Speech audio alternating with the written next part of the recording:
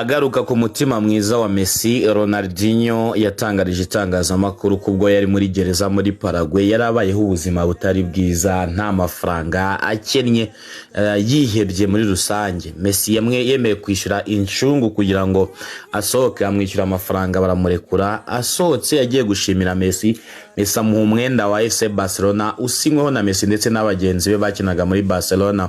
Avuga ati genda ugurisha risite twamaze kuvugana, website iri bukugurire hanyuma ikaguha amafaranga yo gutangira kubaho mu buzima. Ronaldinho avuga ati ntabwo iyi jezi nayigurisha n'urwibutso rwanjye. Hanyuma hashize akanya abona message y'amafaranga menshi avuye kuri iyo site. Aravuga ati se ko ntashaka kugurisha mukaba munyohereje amafaranga bimeze bite?